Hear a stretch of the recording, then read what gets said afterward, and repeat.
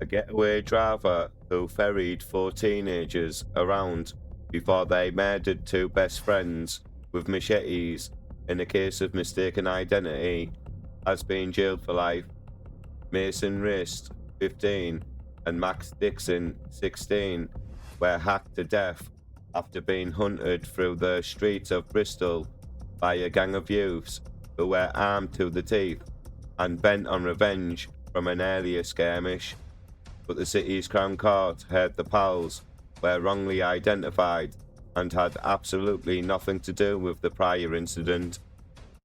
Antony Snook, 45, and Riley Tolliver, 18, and 3 teenagers aged 15, 16, and 17, who cannot be named for legal reasons, were all found guilty of double murder. Snook, a one-legged landscape gardener, did not get out of the car but was convicted under joint enterprise, with jurors told the murders could not have been carried out had he not driven the killers to and from the scene. He was given a life sentence with a minimum term of 38 years. Jailing him, Judge Mrs. Justice May said it was impossible to fathom why he had agreed to drive the 4 boys in his car to the area. The boys you took were then 14, 15, 16, and 17, she said. The 3 younger ones had long knives. The 17-year-old had a baseball bat. The recovered knives were truly fearsome. You would have experienced the atmosphere in that car, felt the bloodlust, Mason and Max tragically in the wrong place at the wrong time. It took those boys 33 seconds to chase and stab Mason and Max. All of this was captured by the CCTV camera on the front of Mason's home. It is profoundly distressing viewing. The mothers of the murdered boys both gave heartbreaking statements setting out the impact of the killings. Max's mum, Leanne Eklund, said, "I sat on the ground with Max's head between my legs, telling him to open his eyes. He said he just wanted to sleep. The paramedics were working on him, putting away at his clothes. He was so pale." Miss Eklund told how she screamed after being told the Southmead Hospital that her son would not survive his injuries. "We were taken to a room where a doctor came in and said, 'I am sorry.' I didn't let him finish. I screamed and ran out of the room and fell to the floor," she said. Mason's mum, Nikki Knight, said in a victim impact statement read by the prosecutor, Ray Tully KC, that she hopes Mason will still walk through her door, though she knows that will never happen. Mr. Tully went on, "She as a mother feels she failed to protect her son. That is a thought that will stay with her. Ultimately, she says when trying to find words to put her emotions and feelings down on paper, it is an impossible task. She speaks out about the fact she still can't go into his bedroom because of the feelings she knows she will have simply being in that room." Snook drove Tolliver and 3 boys to and from West Knoll as part of their misguided revenge mission. Mason and Max had been wrongly identified as being responsible for bricks being thrown at a house in the Ravel Hartcliffe district early that evening.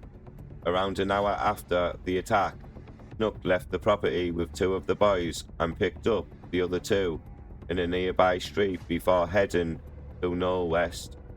The Audi Q2 was driven around Knoll West for at least 12 minutes before the attack, the jury was told. Snook drove down Ilminster Avenue when they saw Mason and Max in the street as they went for pizza, wrongly believing they had spotted those responsible for the attack. Mr. Tully told the jury they were entirely wrong about that. Max and Mason had absolutely nothing to do with the earlier incident and no connection whatsoever with those events.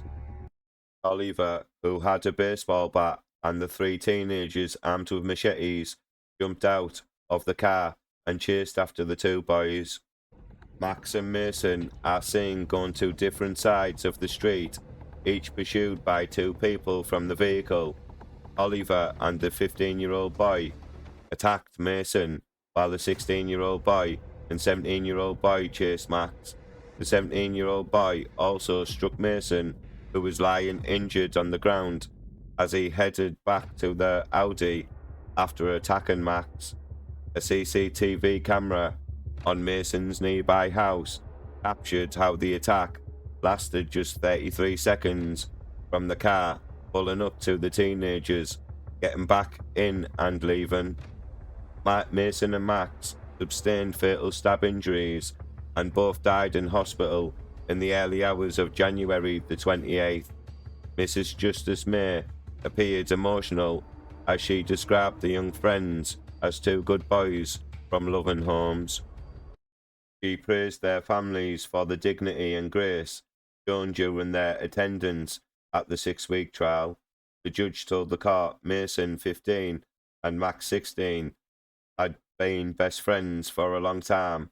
These were two good boys from loving homes with their whole lives ahead of them. She described the burning sense of unfairness of the attack on these two boys who were walking to get something to eat. Nothing can undo the dreadful events of that night or bring Mason back or Max back, the judge said. Please like this video, please comment, and don't forget to subscribe to my crime channel. Thank you. 6:13 in the evening. At the moment in time, you're under arrest on suspicion of murder. You do not have to anything harm defence. Do not mention one question. Say later to anything you do say may be given evidence. Just listen. All right? Yes, of course, Cap. So, just give you some further details, all right? Yeah. So, intelligence is received naming you, along with others, as being responsible for the murders of Max Dixon and Mason Rist on Saturday, 27th of January 2014 at around 2300. All right, and you're already under a caution. All right, necessity is for a prompt and effective, prevent your disappearance, for searching, and also you need to be interviewed. Yeah. Not too tight there, though? No. Why are you wearing shoes? Just by the front door. Okay. You happy we tell your nan why you've been arrested? You happy we explain to your nan? This one? We'll sort that, yeah? Alright. You just need, you happy we explain to your nan, because she's obviously really upset. You're happy with that, yeah? Yeah. Okay. Excuse me. You got anything on you that's going to harm me or you? You've got No, can I have my puff bar before I go though? Let's see what it is first. It's just a puff bar. Can't I? Mate, honestly, in all honesty, It's just blue badge cherry. I know, but I don't know if it's Nicotine. that. And in all honesty, the last thing I need to do is start causing issues. All right, so I don't want to come across as being a difficult fella. It might All have right. cannabis or something in it which would affect your ability then to be interviewed and that sort of stuff. So it's not, we're not trying to be different. Yeah. Unfortunately, I don't know what's in it. So. Can you just listen to my colleague a minute? Is that okay? Hello. So the circumstances have now changed. So I'll be placing you under arrest for murder, one count of murder. So you do not have to say anything, but it may harm your defence if you do not mention when questioned something which you later rely on in court. Anything you do say may be given in evidence. Okay. So the circumstances are still the same. Your vehicle was linked to where the stabbing has taken place, and subsequently someone has been murdered. All right. Sure. So the necessities are for prompt and effective investigation, protect vulnerable person, protect from further offences. All right. Okay. Okay. We're just going to carry on to custody now, Yeah, okay? we'll carry on to custody. Alright, before we get out, you're further arrested for another count of murder, okay? So you don't have to say anything, but it may harm your defence if you do not mention when questioned something which you later rely on in court. Anything you do say may be given in evidence, okay? So you're under arrest for 2 counts of murder now. Circumstances being the same, your vehicle was seen leaving the scene of a stabbing, okay? And necessities remain the same, prompt and effective, prevent further harm, prevent further offences. All right? Okay. Come on.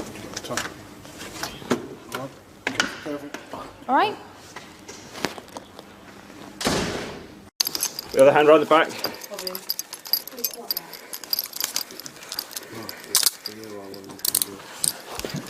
Okay. At the moment, you're under arrest on suspicion of murder. You don't have to say anything. It may harm your defence. You don't mention one question, something later on in court. Anything you do say may be given evidence. Alright. So just going to explain to you a bit further what's going on, alright? So you're currently wanted for the murder of Mason Rist and Max Dixon on the 27th of January 2024 in Ilminster Avenue in Bristol. Okay. So you're under arrest on suspicion of murder. Information we received that you were involved in an incident on Ilminster Avenue, South Bristol on the 27th of January 2024 where 2 teenagers were